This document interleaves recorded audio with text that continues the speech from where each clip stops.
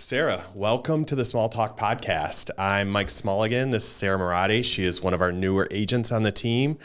She's going to be working in the Grand Rapids area. Welcome to the podcast, Sarah. Thanks, Mike. I'm happy to be here. Yeah, thanks. So how long have you been doing real estate? For about 3 years now. Okay. And do you work with both buyers and sellers? Or? I do. I work with both buyers and sellers. Okay. Do you do other things besides real estate? I do. I'm a full-time teacher. I teach second grade. Second grade? Mm-hmm. What school? In Beach Elementary in Cedar Springs. Okay. What other schools have you taught at? I taught for 6 or 7 years at Godfrey Lee, which is pretty close to Grand Rapids Public Schools. Yeah, I actually went to Godfrey Lee in second grade. Did you really? I did. Yeah. I did not know that about you. I got a memory from second grade that sticks with me, which does kind of play into how important teachers are in our kids' lives, right? Was that the best teacher you ever had? Opposite.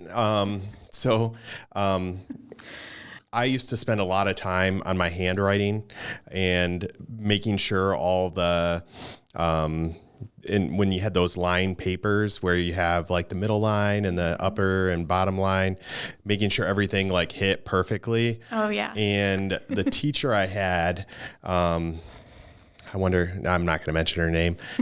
She may still be there. Yeah. She said, "Why do you try so hard on your handwriting? It doesn't matter that much." Oh, wow. And my handwriting went downhill from there. So, it's Godfrey Lee. I only went there for 1 year, kind of in between a move. So we moved from Grand Rapids and stayed in a rental for a year and then moved back to Grand Rapids. So I've only been out of Grand Rapids for 1 year and that was it. Okay. So yeah. No, I always say second grade can be... it might have been second and third grade actually. Oh, like a dual year? I think it was 2 years I was in Godfrey Lee. So second and third grade, Godfrey Lee. Yep. Second grade is that year where if you think back to like memories you have, kids actually start remembering things. Yeah. So like prior to second grade, even I only have maybe 1 or 2 memories of first grade, kindergarten, but a lot from second grade. That's like the age your body hits where you really start having memories. So and holding that, yeah. Yeah. I always tell the kids, I'll be your favorite teacher of all time. So one of my friend's parents, she was a lunch lady at Godfrey Lee for a really long time. Really? Yeah. And I still have a friend from back then that we still stay in touch, not as close as we used to, but there's some memories definitely coming from second grade. Yeah. So, awesome. Yeah. So real estate now, the last 4 years, been teaching a little bit longer than that. What got you interested in getting into real estate? So a lot of people in my network are involved in real estate, including my husband, Lou. He's a mortgage lender. One of my faves. One of my faves, too. Actually, probably my favorite. I think contractually he has to be. Yeah. But so he was in it sooner than I was. Okay. And the teams he was working with, the real estate market kind of grew quickly and needed more help. And he thought I would be a good fit for that position, and it's always something that I've been interested in. I've had a hobby of like looking through people's houses and watching those HGTV shows where they fix up homes, or you know what I'm talking about, like those cheesy ones. Yep. That I've always been interested in it. So I got into it and found a little bit of success early and found that it's something I really enjoy. So here I am still doing it. So in my 10 years, I've actually had several teachers on the team. Yeah. And known other people that were teachers before real estate or during real estate, right? And I think teachers make good real estate agents because they have patience in explaining things. That's really what it is, right? Real estate is a lot of like listening and helping people understand kind of what the process is and helping them get through that. And sometimes those skills of teaching kids can transfer well over to teaching first time or home buyers, right? Or home sellers, just going through that process. I feel like a lot of my strengths from teaching translate really well into real estate. Like you said, I just have a knack for explaining things, especially when, you know, documents can be confusing to the person who doesn't buy a home very frequently. Sure. And so they need someone to ask questions to and be open with them and honest with them. And so I find for a lot of my clients, they enjoy the process, and it's not as stressful as it can be. Yeah. Because I'm pretty good at explaining and teaching and being patient with them, like you said, until they find their perfect home. Yeah, I think most people get to do this once every 5 years. Us as realtors are lucky enough to do it several times a month, maybe, if you're good at your job, right? Yeah. So it's challenging and rewarding, and it's definitely a process that takes some patience and understanding, right? Oh, yeah, for sure. So also you do a TikTok channel where you help kids to read? I do. Yeah. I just started that this year. So on Instagram and on TikTok, I just started it because my own kids are younger. Sure. Mirabelle is 6 and Louis is 8. And so I find a lot of my own students come in with reading struggles and challenges. And what a better way to teach them than on TikTok and Instagram, where they're already watching videos. And my channels are more for parents too, to figure out better ways they can help them and help their kids at home, which I know can be confusing for a lot of people. So have you tried YouTube Shorts? I haven't yet. I've heard from someone else that would be a good thing to get into. That's where my kids spend a lot of their time, right? YouTube. You know what? Mine too. And there's actually a way to make videos specifically for kids on there. So when they're searching through, they'll find your videos because it's suggested to kids based on the content, right? Yeah, that's a great idea. You're going to have to show me that. I'll make my own channel on there. Yeah, definitely. We can definitely do that. So, so you mentioned Lou. How long have you guys been married? We celebrated our 10th year anniversary this June. That's awesome. That's a huge milestone there. Yeah. And you have 2 kids, Mirabelle and Louis. Yep. What are they into? All kinds of things. Louis loves soccer. He's very athletic. He loves all sports, but right now he plays travel soccer. He's getting into football. So this fall will be his first year of tackle football. So we'll see how that goes. Yeah. He loves basketball too. And we live on a lake. So he loves catching frogs, turtles, fishing, anything with creatures, you name it, he's into it. Typical boy stuff, right? Yeah, I think so. Mirabelle, she loves gymnastics and dance. Those are her 2 favorite things. But kind of like Louis, she also loves catching little animals, fishing. She has no fear when it comes to the water. So, they end up playing together, and I'll walk outside in our backyard and find a huge collection of God knows what in a big tub with water and rocks in it. So it's a lot of fun. So what are you into outside of work and teaching? You know what? I always say work is kind of like my hobby because that's what I do the most of. So I enjoy doing real estate in the summer, and I enjoy teaching so much that I kind of make those things my hobbies. I'm always doing things to improve my work, or like I'm always scrolling, looking at new homes for sale, or I'm like watching Instagram channels of other teachers to come up with ideas. But I also love reading. Okay. And sunbathing. So the beach is perfect for that. I'll sit outside with a nice book. I could soak up the sun just for hours. What type of books are you reading now? All kinds. I'm usually not into this genre, but I've been reading a fantasy series by Sarah Moss. I think the kids are calling it ACOTAR. Okay. It's like the court series. So like A Court of Roses and Thorns. You might see that on the bestseller list. Okay. I would say it's a mix between like Game of Thrones and Beauty and the Beast. It's wow. Like, all right. It's usually not one I would go for. Usually I would say I'm more into dramas, fictional dramas, sure. That kind of thing. So, but this one really got me hooked. I can't put them down. So. Okay. So did you grow up in the Grand Rapids area? Where did you grow up? I didn't. I'm from northern Michigan. I grew up in Gaylord. Gaylord. Yeah. My parents still live there.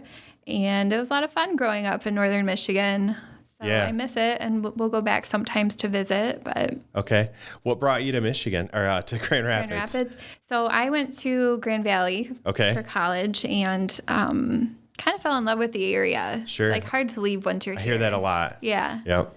Grand Rapids is really a great place to live. I knew it would be a great place to raise a family. I met Lou, and we just stuck it out. So here we are still. Yeah. So, what are some of your favorite things to do in Grand Rapids? Oh, I love visiting different kinds of parks. I like taking the kids to like splash pads, and different kids events. Like there are 3 different zoos, I think, that we at least try to hit once each summer. Boulder Ridge, Deer Tracks Junction's right around the corner from us, and then John Ball Zoo. Okay. Those are great. And then Lou and I love trying new restaurants downtown. Like we go out for a date night. Sure. There's always, like, you could go to a different place basically every time you go out. Yeah. There's just so many options. What's one of your faves? One of my faves. What's that one on, I don't know the name of it, but it's on Michigan, I think. It's somewhat newer. It's really popular. They always have like a wait list. You know what I'm talking about? No. I might even be getting the street wrong. It might be Leonard. No. Leonard, Long Road, Butchers Union. Butchers Union, yeah. That's what I was thinking of. Okay. So we went there, I don't know, this was a couple months ago, but I think I got a steak of some kind, and it was really, really well done. Like, not cooked wise. I got it medium rare, but it was really well done taste wise. So they have great food, great service. That's probably one of my favorites right now. Sure. But we love trying new things too. So you have somebody come down from Gaylord to visit you for a weekend. What's like one thing that you would say they should do? Depends on the time of year. If it's summertime, I would say check out any local beach. Okay. They're going to enjoy which one of the best public beaches to go to around here? Well, if you've never been to Lake Michigan, I would definitely recommend that for someone like from Gaylord, because they might have inland lakes, but Lake Michigan is like something totally different and new. So I would say definitely do that. And if they're in this area and they don't like outdoorsy type things, there's a lot of great like museums. There's the West Michigan Whitecaps, which like is fun for if you like sports and watching baseball. Griffins, that's fun in the wintertime. It just depends on the time of year. There's always something you can do. Yeah. What are you and your family doing this weekend? Spending at your lake house? I'm actually going to the Ed Sheeran concert. So we're on Saturday. So it's you were married for 10 years. We got 16. Do you and really? This Thursday, I believe the 28th, is our 16th anniversary. So we're actually going to the Ed Sheeran concert in Chicago for the weekend. Oh, congratulations. So, yeah. You missed out on the Detroit concert. I'm hoping. I saw that Eminem made an appearance. I know. I really I do kind of feel like I missed out on that one. Yeah. But I have never been to a concert at Soldier Field, and I just thought being an outdoor concert would be a lot of fun with Ed Sheeran. So I bet that will be fun. You guys will have a great time. Yeah, so we're doing that, and it's hopefully spending some time in the lake before then. So so West Michigan has so much fun stuff to do, and sometimes there's fun stuff just outside of our great state. So you've been doing real estate now for about 4 years. Mm-hmm. Like, what would you say are some of the biggest challenges buyers are facing right now in today's market? For the last 3 years, I think I've experienced this where it's still very competitive to get a home. So a lot of my buyers will find that they'll be really interested in a house and it will have multiple offers on it, which can be frustrating for a first-time home buyer or someone who isn't used to that type of thing, and they might not be sure why their offer didn't win. Yeah. And so that's probably the hardest challenge to overcome for a lot of the buyers I work with. What would you say is like one thing they can do to better their offer? Like, what are some of the things you suggest typically? I usually will suggest making the terms of their offer better. So each seller is probably looking for something unique or different aside from just price. Yeah. So maybe it's what type of loan they're using, or days of possession after close, or they can add an escalation clause so that their offer is just higher than the next highest one, so they don't overpay for the house. Or even appraisal gap guarantees. Those are a big one. I just had my cousin buy a house, and he included that in his offer and ended up being the winning offer. So, well, congrats to your cousin. Yeah, thank you. Yeah. So, working with buyers is definitely challenging in today's market. How do you stay updated on different loan programs and different options for your buyers? Well, luckily for me, I have someone right in my household who is super familiar with loan programs and interest rates. And even just overhearing Lou on the phone, I learn a lot that way. But in addition to that, we both read and look at different websites that update you on, what's happening in the mortgage world, what's happening in the real estate world, so that you have a good idea of it. Yeah. And it's constantly changing. New things are coming out, so it's important to stay on top of it. So I know it's only 4 years in the business, right? But do you have any like crazy real estate stories, maybe situations that have happened? You don't have to name names, but just something that, maybe somebody would be interested in hearing about. Yeah, actually, this was recently. I hosted an open house at one of my listings in Cedar Springs, and a couple of female buyers came in and toured the home. We had a great conversation. They had lots of great questions, and then they left, and I was busy talking with other folks. But all of a sudden, I hear squealing and screaming in the driveway. And I was like, oh no, what happened? So I quick ran to look out the window, and I think some kind of creature was inside of their vehicle. So they had all the car doors open, the trunk was open, they were across the street, waiting for whatever was in there to get out. And I was just thinking to myself, oh, here we go. What do I have in this house I can use to get whatever's in their vehicle outside of it? I was thinking, worst case scenario, it's a snake or a mouse or something I don't want to be a part of.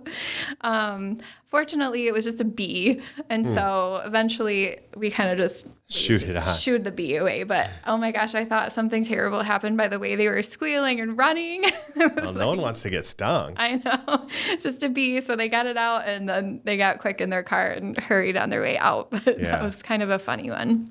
Yeah. So is there anything that you think I should have asked you that I didn't? I don't know. What about any crazy stories from teaching? Oh my goodness, I could fill your whole day with crazy stories from teaching. That's the best part of teaching, though, is your day is different every single day. Yeah. And every single student is different. And I just have had some situations, at least once a day, one of my students makes me laugh or giggle or smile in some funny, weird way. One of my favorites, this little girl I had last year, she liked to chew gum for calming behaviors. So her mom would send her with packs of gum, and she was allowed to have one piece a day. And she was very responsible with it. She would make sure it got in the garbage. I never found it anywhere. But one time her mom sent her with this really big Costco-sized pack of gum. Oh boy. Gum for the whole school, huh? I saw it, and I'm like, oh, well, okay, we're going to make sure that we only are limiting ourselves to one piece a day, like your mom said, so this lasts you for a while. Okay, Mrs. Moratti, I will. I'm like, okay, great. Well, she comes up to me. I kid you not, it was only 5 days later. And she's crying. And she's like, Mrs. Moratti, I'm all out of gum. I'm like, what do you mean? Your mom just sent you that huge pack and there was 300 pieces in there. She's like, I swallowed it all. I kid you not. I'm often left speechless. I didn't know what to say to that. It's okay, feel bad she's crying. Not so even I mad. comfort her. But I know, I'm like, wow, really? That many pieces gone in 5 days? So I called her mom and we talked about it, and I think she realized just to send little packs, not one giant pack again. But just stuff like that, it's like you can't make that stuff up. So your last name is Moratti. Has a student ever got it really wrong? What do they call you? Oh yeah, Maserati. Oh gosh, all kinds of things. Usually they'll blend it, so it's Mrs. Moratti. But I had a kid last year, all year, call me Mrs. Moratti. He blended it together. But I usually tell them when I first introduce myself, I'm Mrs. Moratti. Moratti rhymes with karate. There we go. So then they'll call me Mrs. Karate. Or worst case scenario, they'll call me Mom, which I'm like, oh, and then they usually realize their mistake. Or one time, and this might be the worst one, I got called Grandma. Oh boy. Like, I don't look that old yet, do I? So, or their grandma's really young. Either way. Could be that. Maybe it was that. Let's go with that one. Yeah. All right. So you do real estate full time in the summer, and then you still practice real estate during the school year. Yep. How can somebody get a hold of you? Calling, texting, emailing, any one of those forms. Awesome. Well, Sarah, it's been great talking with you, and it's been a pleasure to have you on the team, and it's great to have you contribute, and I'm excited to have you on the team and to see what you do this year. Thanks, Mike. I'm excited to be here. Cool. Thanks.